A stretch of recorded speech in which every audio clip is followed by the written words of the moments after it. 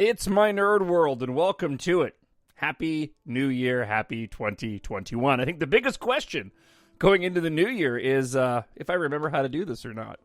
Yeah, I've had a couple of weeks off, looking forward to getting back on the air, and this is going to be sort of my first foray after about 2 weeks of not doing any talk radio, of getting back into the groove of things. We got a lot of ground to cover. I think there's a... I don't want to say it's a mistake, but I think a lot of people, right? You look at a new year and it's like we hit the reset button. Unfortunately, that's not really the case, and I don't want to be a downer, but as we head into the new year and the first My Nerd World, a Star Wars podcast, there's a lot of controversies that we need to cover. So, on the show this week, scheduling of the live action shows, the reality versus the clickbait articles, Patty Jenkins, director of Wonder Woman 1984, which I did not particularly care for. Still excited for Rogue Squadrons. She has some comments about that, as do some of the actors from Wonder Woman 1984. Did Star Wars ever need saving? There's a ridiculous article from Salon.com that we're going to share some details and points on and make some larger points about some issues that it brings up. Then we'll dive into a rather large controversy that broke out over the course of the holidays. Content creators crying foul over contextually inaccurate criticisms and what I believe are individuals on YouTube who are taking full advantage of these controversies in order to drive more clicks to their websites. Plus, we're going to get into your listener feedback. I do hope that you had a fantastic holiday season. I'm glad you're back with the show. Thank you for being patient and letting me take a week off. My Nerd World is brought to you by the EMBARK Space Opera series and the all-new EMBARK Book 4, Corbijn and the Asteroid of Misfortune. Pre-order available now at Amazon.com or MyNerdWorld.net. On-sale date for that is January 12th, and I'll have more details on this upcoming release later on in the show.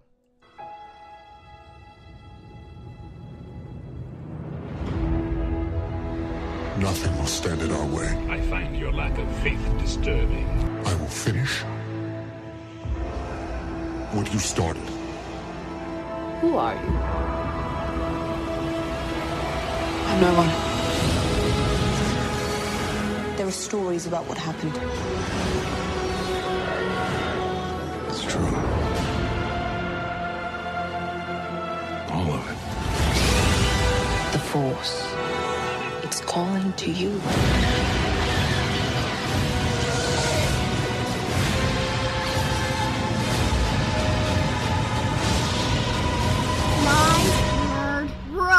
Just let it in.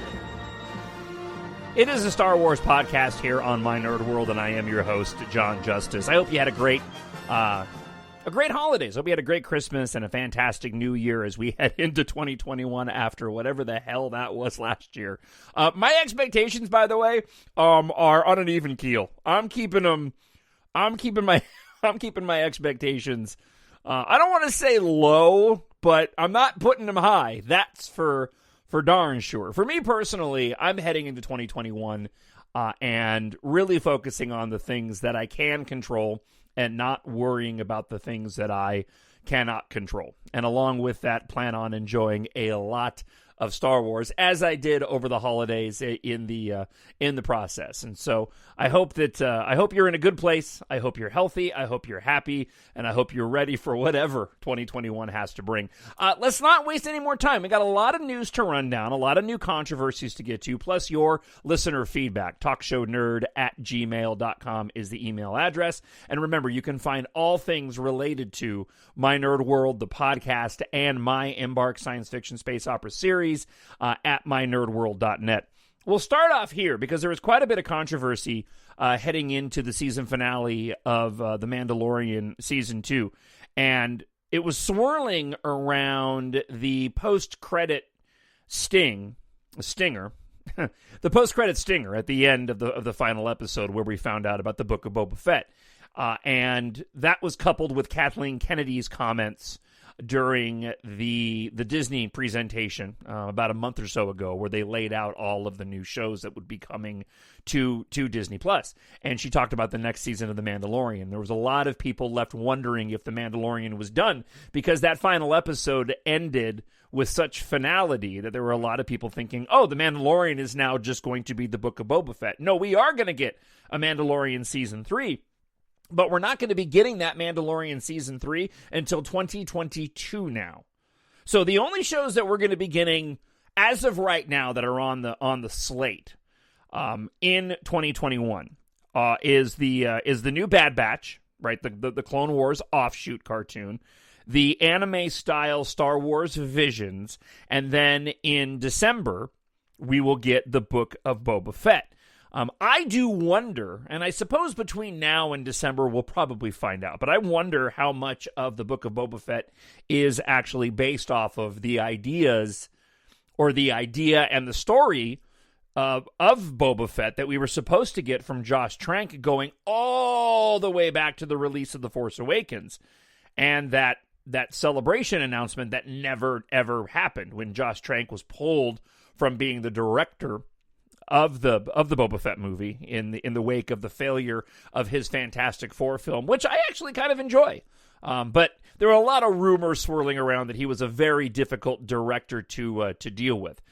So LMR Online has gone and put up a piece, and I'm going to share with you some details from it about what exactly is happening with The Mandalorian Season 3. Because there's, again, a lot of the stories that we're going to cover on the show today really swirl around the lack of context and content creators that are simply going out there and putting stuff online for the sake of driving clicks to their pages and therefore making a ton of money. Look, man, to each their own. You got to look in the mirror at night every single time you go to bed, right? Or when you go brush your teeth or whatever. You got to deal with you. I'm going to do things my way, and however other people want to do it, it's fine. It seems to work. And like I said, a lot of the stories that we'll be talking about on the show today sort of swirl around these clickbaity articles. But there were a lot of people pushing this idea that there were strains within the production, right, controversies and drama around The Mandalorian. People pushing out ideas about Pedro Pascal and the helmet and all this garbage. Well, LMR Online popped up with an article. Scheduling is the reason for Mandalorian Season 3's production timing, not drama. And they write, when the announcement that the Book of Boba Fett would be the next Star Wars live-action installment, it sent some fans into a frenzy. There were rumors swirling that the story of Din Djarin was over and that Boba Fett would be taking over as the lead for the Mandalorian series. Even as Jon Favreau appeared on Good Morning America to clear up the confusion, some fans simply didn't want to accept the simple answer. They wanted to pick Favreau's words apart and make it appear as if there was some behind-the-scenes drama that led to a delay in production for the third season of The Mandalorian. As much as some fans want to believe there is some sort of civil war going on at Lucasfilm leading to delays in production, it simply is not the case. While Lucasfilm has multiple studios across the world, COVID-19 protocols have made scheduling the biggest complication. Trying to navigate multiple shows with a central story is difficult, but to get everyone is difficult enough, but to get everyone together during a pandemic safely is almost impossible. The actor's schedule that has been the toughest to work out is Tamira Morrison, since he will be part of 3 upcoming Star Wars Disney Plus series. He has come back to star as Boba Fett, which he will then see his own series this December, right? And he'll be back for some role in the third season of The Mandalorian. On top of that, there are rumors going around, and I put a bit of a caveat on this, by the way, that on top of filming both of those series, he will also be reprising his role as Commander Cody in the upcoming Kenobi series. And that's according to Kessel Run Transmissions. I don't put a lot of stock in Kessel Run Transmissions. I've talked about that particular outlet before on the show. I think a lot of what they get fed comes from MakingStarWars.net. After Jason Ward was ostracized by the fan community for some questionable interactions with Star Wars fans.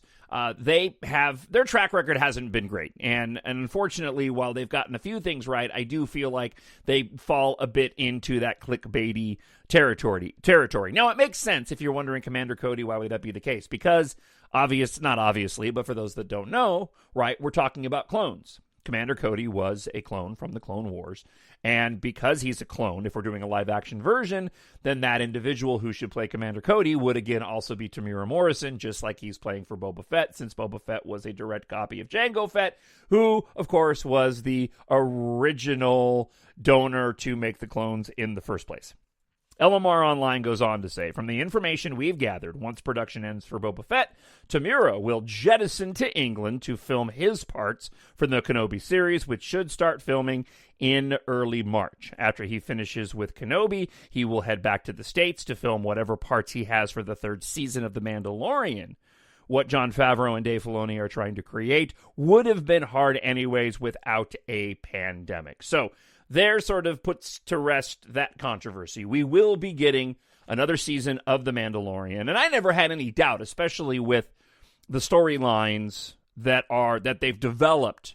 And if it's one thing, and The Mandalorian has done a lot of things right, but if it's one thing The Mandalorian has really done well is sort of branching off and planting the seeds for upcoming stories to be laid out. So we still have the Moff Gideon storyline, what's going to happen with him, what was the deal with why they needed Grogu's blood in the first place, who exactly were they trying to clone using his blood? Does it have anything to do with Snoke?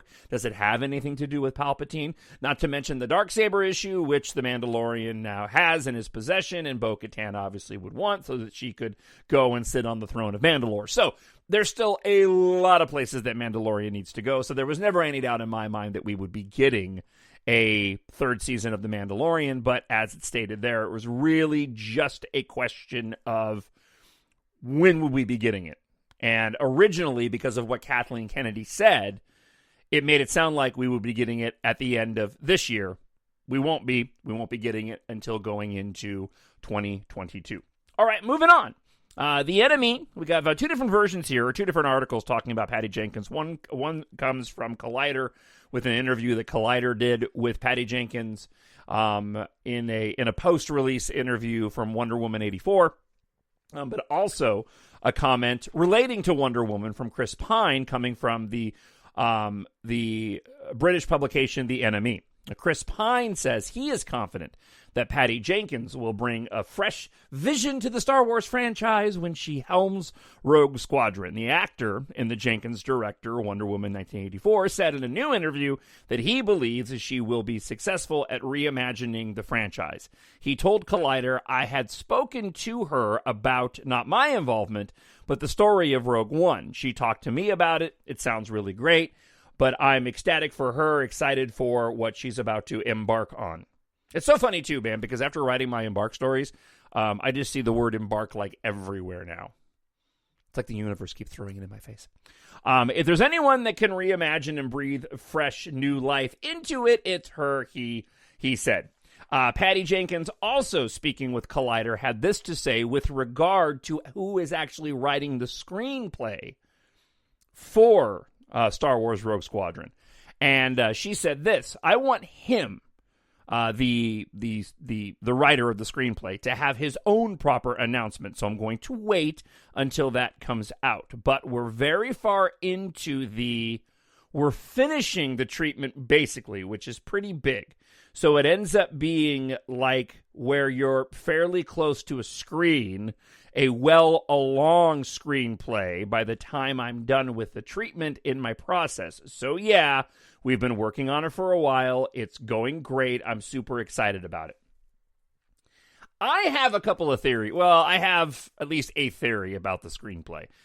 I have a sneaking suspicion that it's tied to people involved with The Mandalorian, and I wouldn't be all that surprised if it wasn't Jon Favreau who actually wrote the screenplay for this. I could be wrong, but that wouldn't surprise me too much if that were to be the case. I still believe that this is supposed to take place post The Rise of Skywalker. The way in which it's been presented so far, which, arguably, look, it hasn't been a lot. We're not getting this movie for several years, and so we've got a long way to go until we get further details on this particular film. But the way that it was presented, and I talked about this in a previous episode, it really did make me feel like this was going to be post The Rise of Skywalker. And perhaps Rogue One without all the deaths, right? Everybody, there's so many people within the fandom, and it's certainly a part of this article we're going to get to here in a moment from Salon. But, there seems to be a consensus within the fandom that, a lot of people peg Rogue One as their favorite film. And I think it has a lot to do with the same reasons that a lot of people peg The Mandalorian as being so much better than the sequel trilogy. Okay. And I have a theory about this that I'll share with you a little bit later on. And I want to state up front that as I always do on the show, art is subjective. Movies, music, art, doesn't matter. It's all subjective, right? We all like different things. There is no one answer. And this I was going to say for later in the show, but I'll say it now. Star Wars doesn't need to be great. Star Wars doesn't need everybody to like it to be great. And I think a lot of people sort of get swirled up in that. And a lot of content gets created around that. And that's where a lot of the clickbait articles come from. It's this idea that Star Wars is only great if everybody loves it. That's not the case. Clearly not everybody loves The Last Jedi, but a lot of people do. Clearly not everybody loves The Rise of Skywalker, but a lot of people do. So for those people, it is great. Okay, so getting back to my theory, my biggest question, if I were able to interview Patty Jenkins or anybody involved in Rogue Squadron, and I probably wouldn't get an answer to this particular question, but if I could, I would ask him, look, one, when does it take place in the timeline? And two, is this setting up for future saga films? Right? Is Rogue Squadron going to be a setup for a larger saga moving forward? Is this supposed to be akin to a George Lucas reestablishing, or not even reestablishing, George Lucas establishing the universe with the original Star Wars A New Hope? If Disney and Lucasfilm have proven anything, right, they've proven that we can tell these stories beyond the Skywalkers. So will we be getting characters within Rogue Squadron that will be able to carry on and build a new mythology, and will that involve the Jedi at all, right? And the Force. I mean, those are probably my biggest questions. How much of this is going to be mythology-based, right? We didn't get a lot of that in Rogue One. We got a little bit with it with the mom, and a little bit of sort of alluding to Jyn tapping into the Force, and of course the appearance, spoiler alert, of Vader at the end of Rogue One. But I can't help but wonder if Rogue Squadron is supposed to be stylized like Rogue One, but without all the deaths. I mean, we can actually go move forward and continue to tell other stories. Or is that going to be something reserved more for the Taika Waititi film, of which we don't have a release date on? Because I really do believe that film that Taika Waititi is working on is supposed to be something that is definitely going to be establishing some type of new or previously alluded to or covered in Star Wars Legends mythology. I don't think that Taika Waititi is doing a one-off film where Rogue Squadron could potentially be a one-off film. But as always, what do you think? TalkShowNerd@gmail.com. Email me your comments and we'll cover them on next week's show. All right, so I stumbled across this article. And this particular Star Wars Doing Nothing with My Fingers insider, Bill Slavicsek, has made the rounds quite a bit. And I'm probably saying his name wrong. Slavicsek. I'll give you some details on what the background of this individual is. But he was involved with Star Wars and West End Games back in the 80s. And he's been making the rounds, being interviewed by various publications. I came across this article.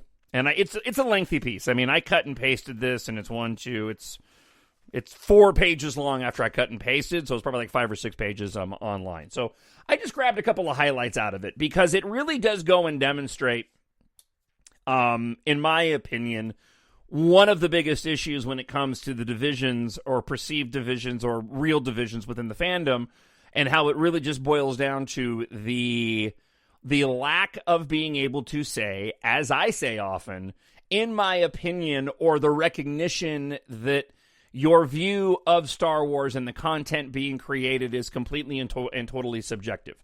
And it drives, and it really drives home this narrative where, and this is where the article starts off, that Star Wars needed to be saved or needed to be rescued.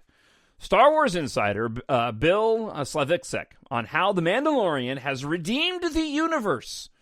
Longtime game player on playing, longtime game developer on playing in George Lucas's driveway, and how The Mandalorian has rescued Star Wars. Up front, there was just one, semi-disappointment financially. Okay. One piece of content that did not fully live up to expectations, and that was Solo. For an abundance of reasons, which we won't get into again on the show, because I think they're too numerous to mention.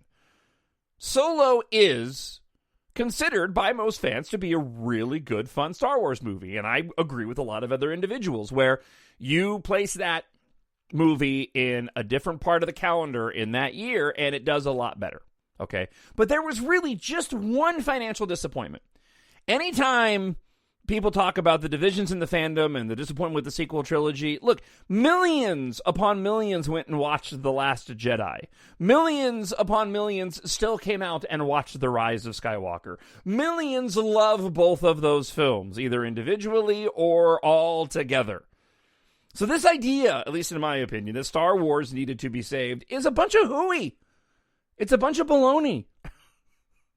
All right, let's get into what they had to say in the Salon article. The Disney Plus series The Mandalorian, according to the article, has been both a critical triumph and commercial success.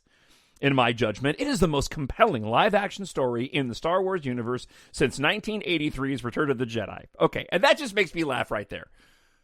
Because in my opinion, by today's criticism standards, Return of the Jedi, if it were released tomorrow, would get shredded online. If you were to couple that movie with the other two films in the original trilogy, in the world that we live in today, right, and the low bar for criticism standards, Return of the Jedi would be so shredded. It would be shredded as a rehash of the first movie. It would be shredded over its unbelievability that Ewoks could go and defeat stormtroopers with sticks and rocks. I mean, don't even get me started. That's not to say I don't like Return of the Jedi. I do, but it makes me laugh when the credibility statement from the article writer points out that it's the most compelling live action since Return of the Jedi. Oh, come on, please. In my opinion, right? Revenge of the Sith was not more compelling than Return of the Jedi? Okay, whatever. All right, let's move forward. That just makes me laugh. Longtime and serious Star Wars aficionados are enthusiastic about The Mandalorian's attention to detail and the obvious love and respect for George Lucas's universe. The Mandalorian embraces the core aesthetic and storytelling conventions of Star Wars, which are drawn from the classic American westerns, Saturday morning serials from the 40s and 50s, samurai films, right, and space operas like Flash Gordon. And look, that's all true. The Mandalorian does that really well. But while there's no outright dismissal of the sequel trilogy, you can say exactly the same things. Apart from maybe the Western tropes, right? And we'll get back to that in just a second. Because it really was just A New Hope that zeroed in on that. There isn't a ton to really compare yet. And my theory was a little bit wrong that the second season of The Mandalorian would mirror The Empire Strikes Back. I mean, it did a little bit, but it didn't land on a cliffhanger or anything like that. That was just a theory that I had. But you could say the exact same things about the sequel trilogy. This idea, the attention to detail, and the obvious love and respect for George Lucas's universe. All you have to do is pay attention. Read the articles, read the art books, watch the documentaries. Rian Johnson, J.J. Abrams, and Chris Terrio, they care deeply about Star Wars. And they put a ton of attention to detail in those movies. People just simply choose to ignore them. It's fine that they want to prop up The Mandalorian. I have no problem with that. But I'm going to jump to something that I was going to say for the end of the article because it fits really well here. A theory that I have of why The Mandalorian is so successful is because most of the loudest voices within the fandom are sort of middle-aged or approaching middle-aged white dudes. I shouldn't even say white dudes, so I don't want to say that. Just middle-aged or approaching middle-aged dudes, okay? Either guys like me who are in their, mid-40s, who have family, or younger guys who grew up with dads like me, who became Star Wars fans at an early age and found the original trilogy. And the reason why they're so attached to The Mandalorian is because it makes them feel, doing that thing with my fingers, like they're watching an old Star Wars movie. The pacing, the way that it's shot, I really do think a lot of the positivity and then subsequent ridiculous, in my opinion, criticism of the sequel trilogy comes down to simply looking at the aesthetics. The Mandalorian looks like the original trilogy. It's paced, certainly that first season, like the original trilogy. And I think for a lot of the fandoms, the middle-aged dudes like me and the dudes that are approaching middle age that were raised by middle-aged dudes like me, they get the nostalgic feels off of it.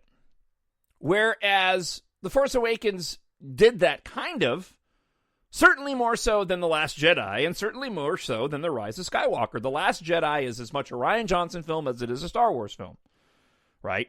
It doesn't necessarily have the same sort of stylistic feelings as the original trilogy did. I have no problem with that. And The Rise of Skywalker is, for all intents and purposes, a J.J. Abrams Star Wars film. It's very much shot like a J.J. Abrams movie.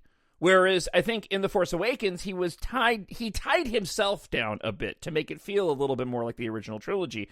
But when he got to, and I imagine, my guess is when J.J. Abrams was approached to do the last movie in the saga, he's like, okay, look, I'll do it with Chris Terrio. We'll write it, but I want to make the film that I want to make and not be sort of constrained by the ideas of what Star Wars used to be. And we'll get into a little bit more of this coming up later on in the article. I recently spoke, the article writer goes on to say, with Bill Slavicsek, one of the writers and developers of the much-loved Star Wars role-playing game from West End Games. So, he goes through this lengthy interview with this particular individual, and they cover a lot of ground on The Mandalorian and why this guy, Bill, loves The Mandalorian, and none of it I really have a problem with. And then we land here, right? We have a lengthy interview of why The Mando is great, no qualms with it, and then we get this. The Mandalorian is a cohesive story. The last Star Wars sequel trilogy was not. It was literally written by different people who were not coordinating with one another on a cohesive story. Those last films, The Rise of Skywalker, was obviously written by committee in a desperate effort to correct the blowback and negative energy among so many Star Wars fans to The Last Jedi. How do you make sense of the cohesiveness of The Mandalorian as compared to the Star Wars trilogy? So this was the article writer saying this. And then Bill says, the last 3 Star Wars films surprised me, at least from the outside looking in, especially given the Lucasfilm story group.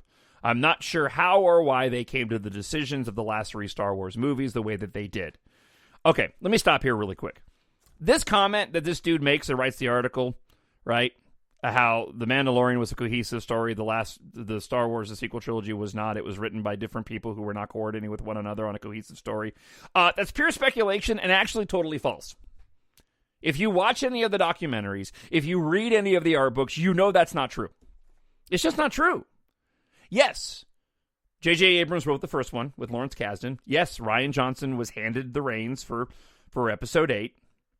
And then J.J. Abrams came back with Chris Terrio and wrote Episode 9. It's not like those movies aren't connected. It's not like the stories don't make sense. They absolutely make sense.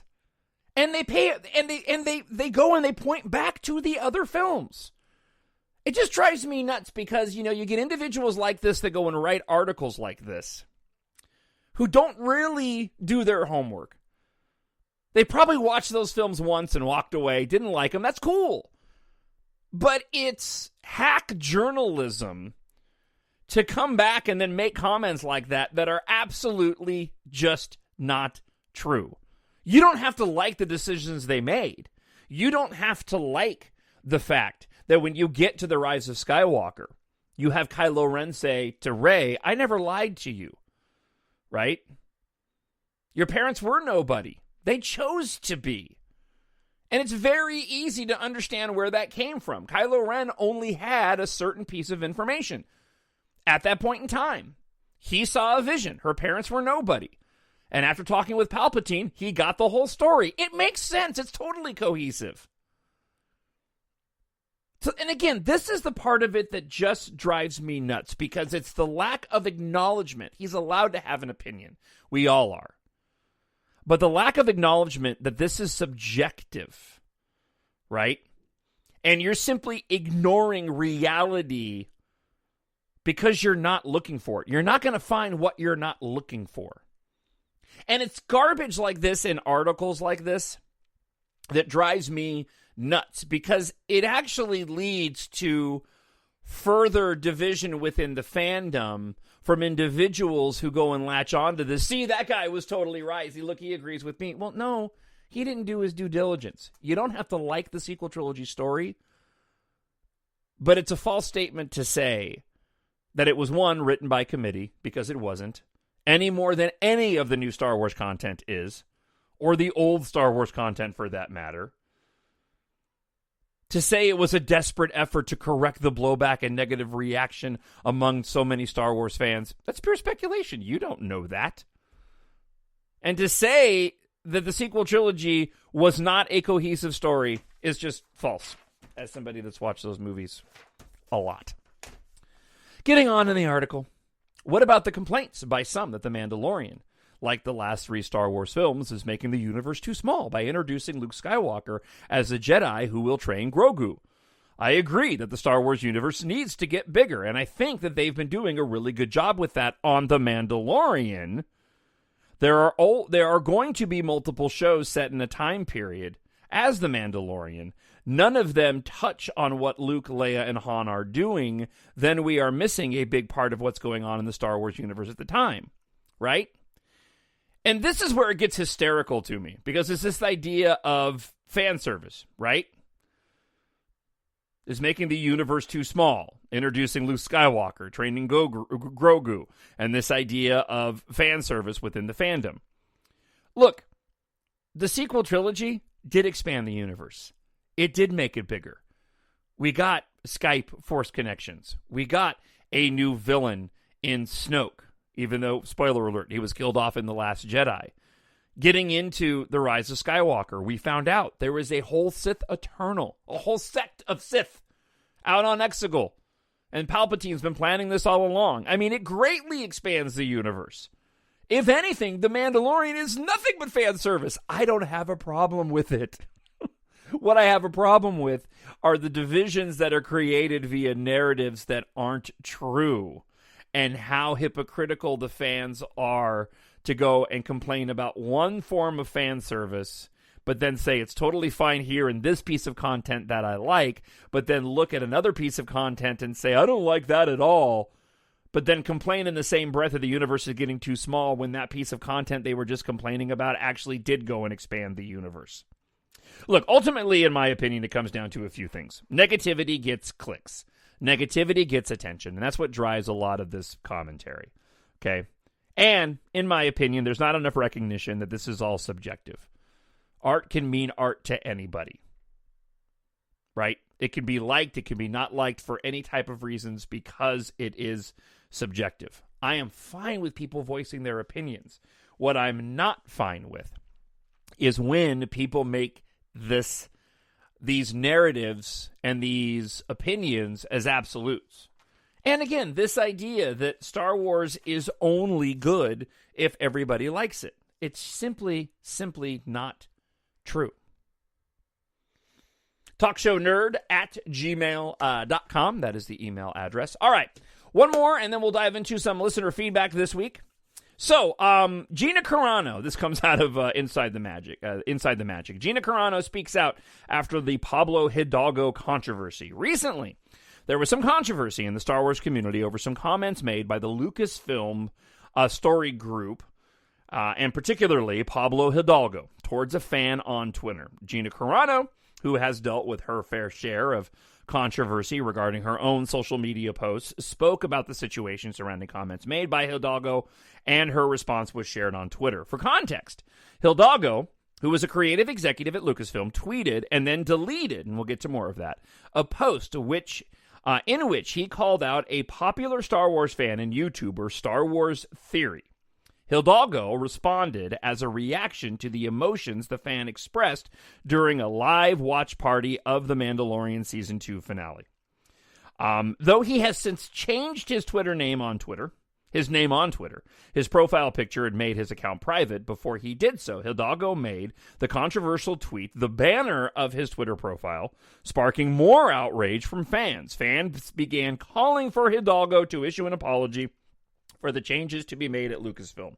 The particular scene that got Star Wars Theory host choked up, and look, I shed a tear, was the return of Luke Skywalker in the final episode of The Mandalorian Season 2. A scene that tugged at the heartstrings of what seems to be a fair majority of the show's fans. Okay, so here's what happened. So this guy Star Wars Theory, who I'm not a big fan of, okay? He's done some fan films that were really popular. I watched them. They were okay. I can see why people dug them.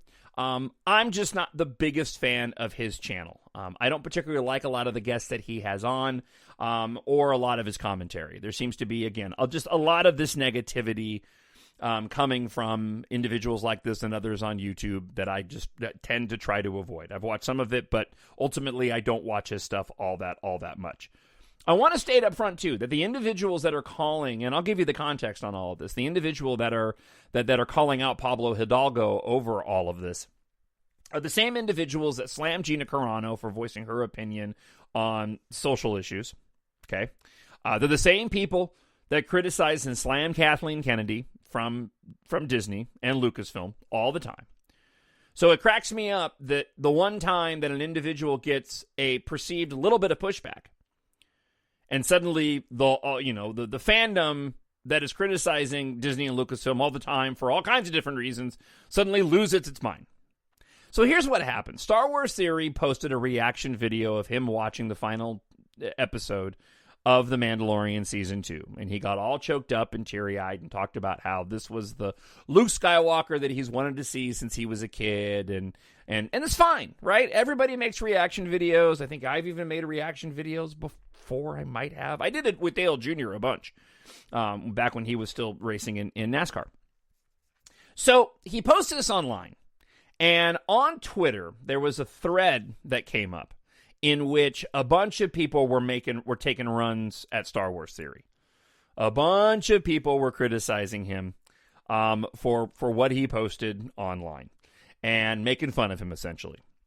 Pablo Hidalgo from the Story Group, this executive, right, very well known in the fandom, he posted in that same thread where Star Wars Theory was being criticized and said, "Emotions aren't for sharing." That's all that he posted. And this prompted outrage from within the fandom.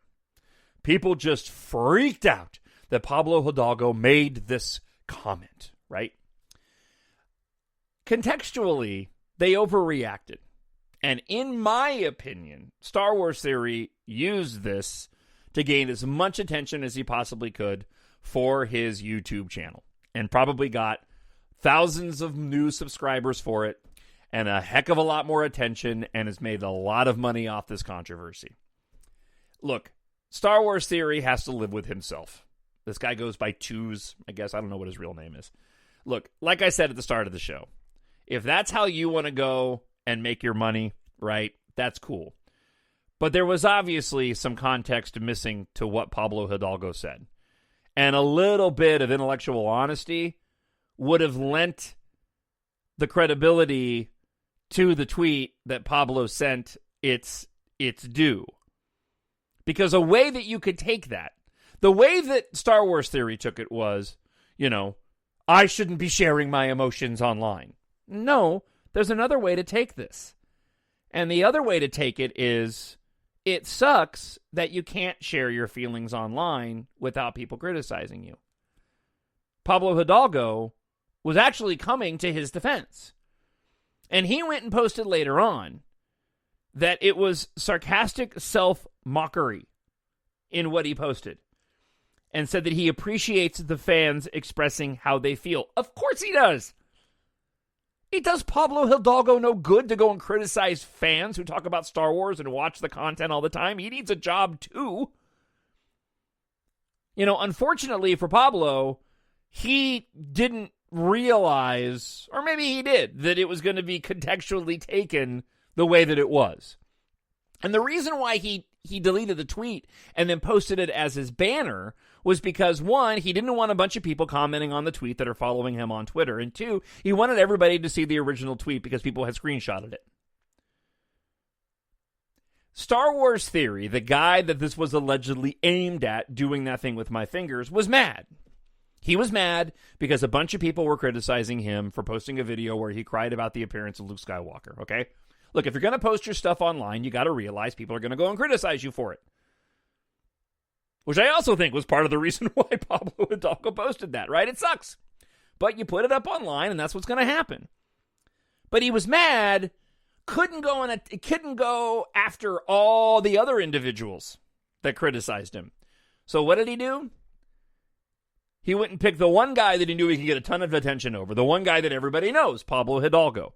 It reminds me of in Rogue One when Cassian Andor, after he doesn't kill Jyn Erso's father, right? When she finds out that he was sent to Edu to kill her father and he didn't, and her father dies. Spoiler alert.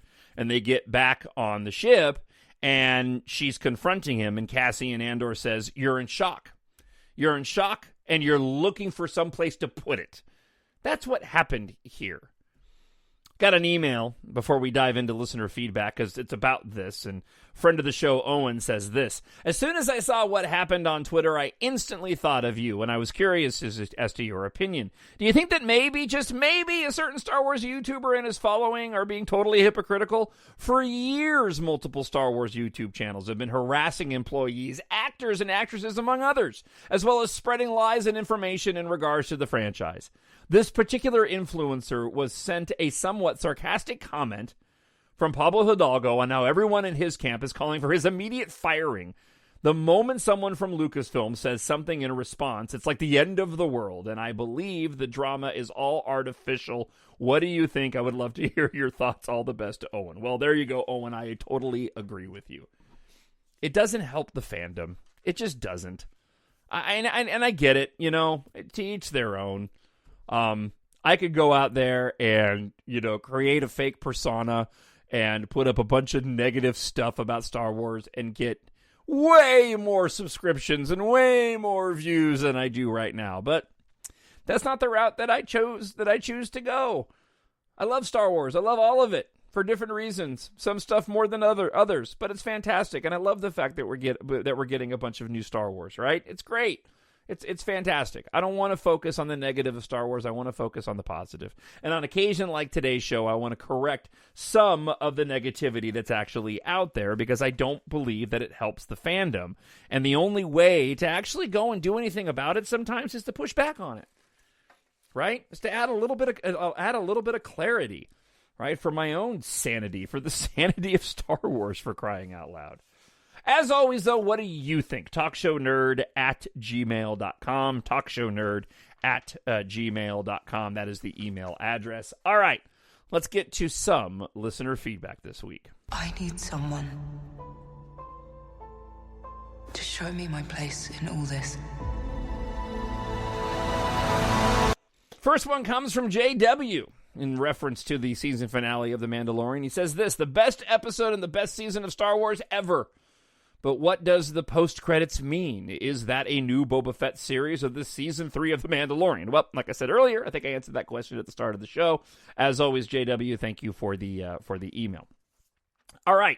JOB says this: "I desperately wanted Luke to say, 'I am Luke Skywalker. I've come to rescue you.'"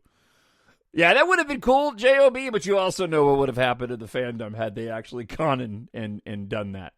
All right. Brianna, who is also my sister, writes this: "I'm bad. I haven't listened in a little while. No commute during vacation. Maybe you've mentioned this already. If so, disregard. Mike and I were watching Rogue One, and Jyn says Black Saber when she's reading the list before climbing the tower. What? I have no speculations, especially since this is old. What do you say, brother? Well, yeah, no, that absolutely was in there. Not only was Black Saber in there, and that the reference to Black Saber is the Black Saber that we're talking about, okay? What that has to do with what we're dealing with now in The Mandalorian with the Black Saber, I do not know. Okay, but obviously the Empire is aware of it, and I think you could tie some stuff into Moff Gideon, especially with how close Rogue One took place to A New Hope, and how it was only a handful of years that the New Hope, that the original trilogy stories took place, and then only 7 years after Return of the Jedi. That wasn't the only deep reference in there, right? So you had Black Spire, I think, is in there, and that's from Galaxy's Edge. You also have hyperspace tracking, which was included, which is also what happened in The Last Jedi. So that list, when she's all... I'm pretty sure I read a list where everything on that list that she read when she was going through those files, trying to find and then landing on Stardust, was in direct reference to things within the Star Wars universe that already existed. So yes, that was the Black Saber, and that's why it was mentioned. All right, a friend of the show, Shlomo, who always has the most interesting hot takes, says this. I had a thought. What if Moff Gideon is Snoke? He's been sipping the Grogu blood to give himself force sensitivity while wearing the Vader Envy suit. I'm going to go, ooh. Shlomo, look, man, I appreciate your takes. I don't agree with them, but I appreciate them. Because I'm not sure how we get from Moff Gideon to Snoke. I mean, yeah. Unless Moff Gideon shows up in Season 3 and he's wearing gold lame and slippers. Right? So, yeah. But I appreciate the thought. Mark from England writes this. Started listening via your self-publishing podcast, which is now the Space Opera podcast, which I haven't done in a while because I've been busy. But I've got hooked on both your Star Wars and Space Opera pods. Trying to write my own book. Squeezing time is a nightmare. Yeah, man, writing books takes a long time. Thankfully, I have a gig that where as long as I don't mind not getting any sleep, I have time to go and write novels. Thank you, Mark. I'm glad you found the show, and I'm glad you're enjoying it. Friend of the show, Severin, writes this. Merry Christmas and a Happy New Year to you and yours. To you too, Severin. I'm catching up on the last couple of Star Wars podcasts I missed during the pre-Christmas hubbub, and it's bringing me a lot of joy to listen to your analyses, and everyone's feedback on the show. What an awesome season of The Mandalorian. I can't wait for more, whether it's more Mando or something completely new, but either way, I'll be listening to your podcast as it all unravels. Thanks, as always, for keeping it real, and keep up the good work. See you next year. Merry Christmas, Severin. Thank you, Severin, and congratulations, and Merry Christmas to you and yours as well. Friend of the show, Miranda, says this. Jumpin' Jehoshaphat, that was wild. Who needs a movie in theaters? Just kidding, but yeah, what a mesmerizing, well-made, well-written, well-acted, beautiful... We do not deserve this. End of The Mandalorian. Filoni and Favreau did not have to put together this masterpiece of a show the way they have, but they did. However, this is just the beginning. You want to know what I think is going to happen? Don't know. I don't know, but I like that. Yeah, me too, Miranda. Yeah, I loved it too, as I talked about in the previous episode. And thank you, as always, for the comment. Patrick writes this. Wow, John, that's all I can say. Figured, like I said in my previous email, Luke only made sense. And again, Disney delivers. All the fanboys who have complained they didn't get to see Luke in all his power. They just got their wish. Just like so many fans did in Rogue One with the Vader scene and Darth Vader. But seriously, what a season. And like you, not that I needed it, but it totally confirms to me that Star Wars is in great hands with Disney in the future series and movies that have been coming out. I'm so excited to see it all now. I hope you and your family have a Merry Christmas. We did. May the Force be with you, and this is the way, Patrick. Thank you, Patrick. And lastly, we hear from Ben Fisher. Some final thoughts on the season finale of The Mandalorian. I think Moff Gideon may have lost the battle against Din Djarin on purpose, or at least once he knew he couldn't beat him. Moff knew that this would just throw a huge wrench in Bo-Katan's plans if she didn't earn the Darksaber. It would cause turmoil between Din and Bo-Katan. This plays right into the long history of turmoil with the Mandalorians fighting over leadership. Interesting. I'm curious how this will play into the next season.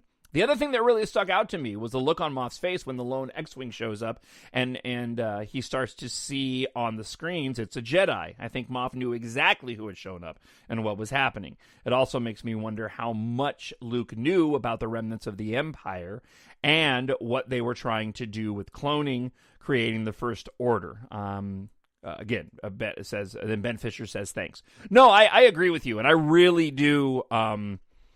I really do think that as we get into season 3, even though we got to wait a year for it, I really do think that we're going to get even more of the background of the First Order. I think we got a little glimpse into that. We covered that on previous episodes, especially with those drop ships that came in the third to final episode where Boba Fett gets his armor back when when Grogu is on the rock and he's reaching out to Luke Skywalker.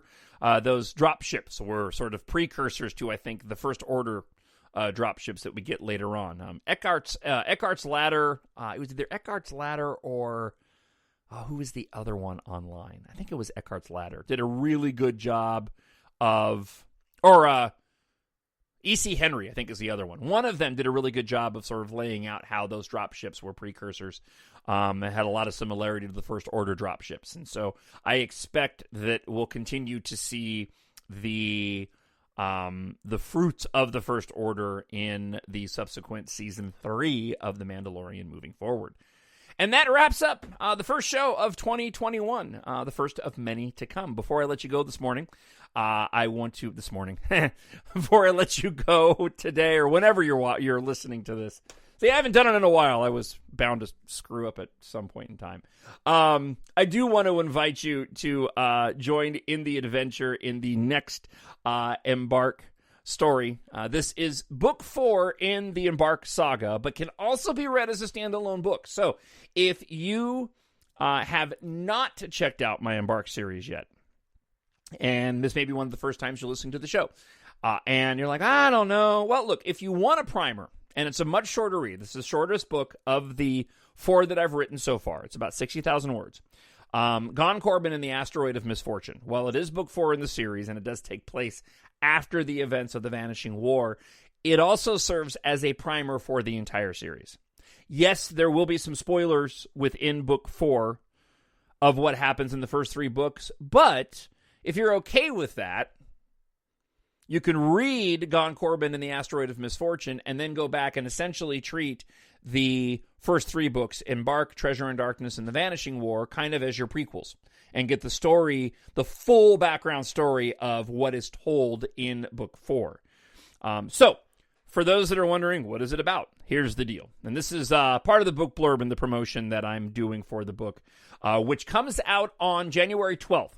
So, little over a week now. The ebook is available for pre-order right now, and I would encourage you to please go to Amazon.com, search for Jon Justice and EMBARK. You will find Gon Corbijn and the Asteroid of Misfortune. If you're going to get the ebook, please do the pre-order, because that really helps me on launch day, January 12th, to hopefully grab a number 1 ranking on release date, if by you going and pre-ordering it. Right now, the ebook is priced at $2.99 and the paperback is at $8.99. The audiobook is finished and pending approval via Amazon, so hopefully that'll be available by the end of the month. Again, Gon Corbijn and the Asteroid of Misfortune. This action adventure can be read as a standalone story or book 4 in the EMBARK series. Gon Corbijn, former musician turned intergalactic messenger, used to tour the world in his beloved ship, the 09. That was before the great evacuation of Earth sent countless humans into deep space to find a new home. With nowhere left to rock, Gon traveled between the populated planets with his sarcastic AI companion, Alex, sending out communication drones for a price. During the Vanishing War, Gon and Alex, on board the 09, are struck by the enemy, sending them hurtling uncontrollably through space. Now, marooned on an asteroid, running low on fuel and oxygen, are the least of their problems. Again, Gahan Corbijn and the Asteroid of Misfortune, a standalone adventure in Book 4 in the EMBARK series, written by Jon Justice Lojudice. So, head on over to Amazon.com, search for Jon Justice, and EMBARK. You'll find it there. Grab yourself the paperback, pre-order the ebook ahead of its January 12th date, and support my nerd world in the process. And, of course, pick up the other books if you haven't done so already. What in the world you've been waiting for? Thank you so much for checking out the show. We'll be back again next week. I look forward to hearing from you. TalkShowNerd@gmail.com. The Force will be with you, always. My nerd world.